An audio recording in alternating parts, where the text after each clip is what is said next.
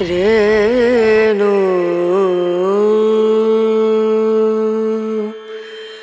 রনা রনা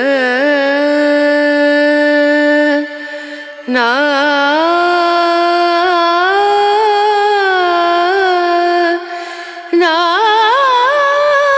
দিন চলবে পুজোটা? এটা আগামীকাল হয়ে মঙ্গলবার থেকে শুরু হয়েছে। আচ্ছা। আগামীকাল হয়ে এটা পুজো সমাপ্ত হবে। হ্যাঁ। সমাপ্ত হবে আগামীকাল শনিবার না রবিবার। এটা সাংস্কৃতিক অনুষ্ঠানের মাধ্যমে সমাপ্ত হবে। অঞ্চলের মধ্যে দুটো শীতলা পুজো তোমাদের দেখাবো, আর কি করে আসতে হবে সেটা ক্লাব কমিটির থেকে বা আমি নিজে বলে দিয়েছি, তোমরা দেখে নিও। আর পুরো ডিটেলসটা কিন্তু ভিডিওর মধ্যে রয়েছে। তো চলো ভিডিওটা শুরু করা যাক, কেমন দেখতে থাকো তোমরা। চলো বন্ধুরা, এটা দেখছো নেতাজি ভবনে 3 নম্বর আর 4 নম্বর 4 নম্বর গেট দিয়ে তোমরা বেরোবে, তাহলে পদ্মপুকুর রোড পড়বে। এই পদ্মপুকুর রোড ধরে কিন্তু আমরা সোজা এগিয়ে যাব, ঠিক আছে? হালসা হাই স্কুল আছে, হালসা হাই স্কুল, সেই হাই স্কুলের সামনে দিয়ে যাব, সোজা হেঁটে এলাম। আর এইদিকে কিন্তু এসবিআইটা এটিএম পড়ছে, ঠিক আছে? এটা একটা মোড় রয়েছে, সেখানে এসবিআই এটিএম পড়ছে। সেই এসবিআই এটিএম দিয়ে সোজা এলেই, একটুখানি এলেই লাইটিংয়ের গেট কিন্তু দেখতে পাবে, ঠিক আছে? আমরা ওই দিকটা দিয়ে এলাম, ঠিক আছে? তো আর এই হচ্ছে কিন্তু পুজোর পুরো নির্ঘণ্টটা, দেখতেই পাচ্ছ। পুরো নির্ঘণ্টটা কিন্তু রয়েছে, কবে থেকে পুজো, কতদিন পুজো চলবে। আর এইটা হচ্ছে খুব মানে সোজা রাস্তা, মানে নেতাজি ভবন থেকে যদি তোমরা আসো একদম সোজা রাস্তা, পদ্মপুকুর রোড ধরে সোজা এগিয়ে আসবে। আর পুরো এই রাস্তাটা জুড়ে খুব সুন্দর করে কিন্তু আলোকসজ্জা দেখো সুসজ্জিত করা হয়েছে, দেখতে কিন্তু বেশ ভালো লাগছে। এটা পুজো পুজো ফিল কিন্তু আমরা এই পুজোটাকে এলে চাক্ষুষ করতে পারবো, সেটা বলা যেতেই পারে। আর আরেকটা লোকেশন হচ্ছে Vidyanjali international school, Vidyanjali international school তার ঠিক পাশে, ঠিক আছে? এইটাও তোমরা ল্যান্ডমার্ক হিসাবে কিন্তু রাখতে পারো। তো এই সোজা চলে এলাম। এই স্টেজটা যে হচ্ছে, স্টেজটার ঠিক পাশেই দেখবে একটা গলি মতো রাস্তা রয়েছে, এই গলি দিয়ে কিন্তু সোজা যেতে হবে, ঠিক আছে? তাহলেই কিন্তু তোমরা পুজোটা পেয়ে যাবে। এই হচ্ছে কিন্তু মাতৃ প্রতিমার রূপ, যার রূপদান দিয়েছে স্বনামধন্য শিল্পী শ্রী সনাতন রুদ্র পাল, পদ্মশ্রী প্রাপ্ত।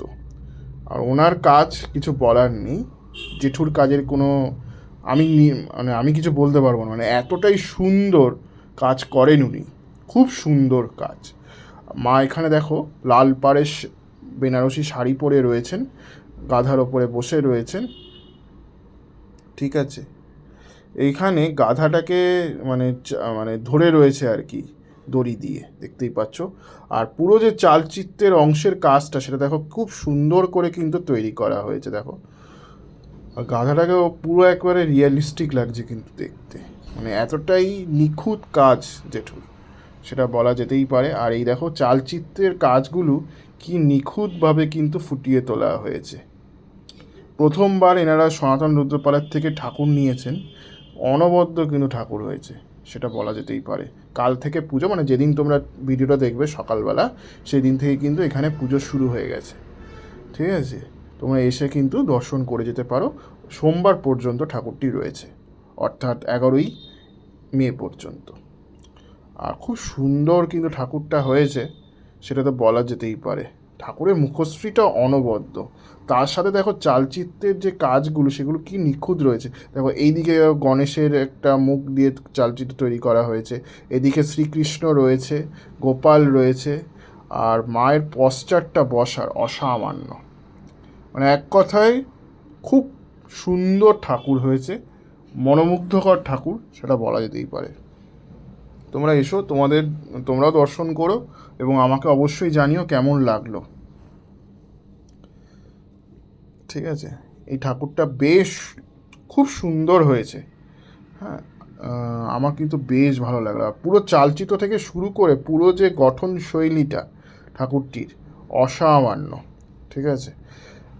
এটার সাথে আরেকটা ঠাকুর দেখাবো, এই ভবানীপুর অঞ্চলের মধ্যেই পড়ে, হ্যাঁ, একতা ক্লাব এর ঠাকুর, সেটা আর কিছুক্ষণের মধ্যে দেখাবো। তোমরা এই ঠাকুরটা একটু দর্শন করে নাও, খুব সুন্দর কিন্তু হয়েছে। আর চালচিত্রটা স্পেশালি তোমাদের দেখাচ্ছি, দেখো কি সুন্দরভাবে নির্মাণ কাজটা করা হয়েছে, সমগ্র চালচিত্রের যে অংশের কাজটা খুবই সুন্দর। এবার চলে এলাম মা শীতলা মন্দির 64 বছরের একতা ক্লাবের পুজো। এটাও ভবানীপুর অঞ্চলের মধ্যেই পড়ে, ঠিক আছে। ক্লাব সদস্য জানিয়ে দেবে অ্যাকচুয়াল লোকেশনটা কোথায় আর কী করে আসবে, কতদিন ধরে চলছে পুজোটি, সেটা সমগ্রটা জানিয়ে দেবে। তোমরা দেখতে থাকো পুরো ভিডিওটা। আর খুব সুন্দর করে কিন্তু আলোকসজ্জায় সুসজ্জিত হয়েছে। ভবানীপুরের একতা সংঘের ক্লাবের সামনে চলে একতা ক্লাব তাদের এই বছরে, হ্যাঁ, মা সাতেলা পুজো। দাদা এই বছরের পুজোটা কত বছরে? আমাদের 1963 থেকে পুজো হচ্ছে। আচ্ছা আচ্ছা আর এটা আমাদের 41তম বছর। আচ্ছা, কত দিন ধরে চলছে পুজোটা, মানে কত বছর ধরে চলছে? 63 থেকে। আচ্ছা, আর কতদিন চলবে পুজোটা? এটা আগামীকাল হয়ে মঙ্গলবার থেকে শুরু হয়েছে। আচ্ছা। আগামীকাল হয়ে এটা পুজো সমাপ্ত হবে। হ্যাঁ। সমাপ্ত হবে আগামীকাল শনিবার না রবিবার এটা সাংস্কৃতিক অনুষ্ঠানের মাধ্যমে সমাপ্ত হবে। আর 5 দিন ব্যাপী আমরা এখানে প্রচুর মানুষজনকে খাওয়া দাওয়া করাই। আচ্ছা আচ্ছা। আর বলছি দাদা, মানুষ যদি ঠাকুরটা দেখতে আসে কি করে আসবে, রুট গাইডটা কি থাকছে? শিয়ালদা থেকে এলে 221, 234, আর হাওড়া থেকে এলে হাওড়া মিনি, গড়িয়াহাট মিনি, অথবা নেতাজি ভবন মেট্রো থেকে পদ্মপুর রোড, আপিসাল রোড, বকুলবাগান রোড, ক্রসিং। আচ্ছা, সেভাবে এলেই চলে আসতে পারে। আর নিয়ারেস্ট মেট্রোতে নেতাজি ভবন। নেতাজি ভবন। থ্যাংক ইউ দাদা, অসংখ্য ধন্যবাদ। তো তোমরা শুনেই নিলে ক্লাবের সদস্য কি বললেন। আর এই হচ্ছে কিন্তু ঠাকুর, মা শীতলা রয়েছে, বাম দিকে জরাসুর রয়েছে, আর ডান সাইডে মায়ের কন্যা রক্তাবতী রয়েছে।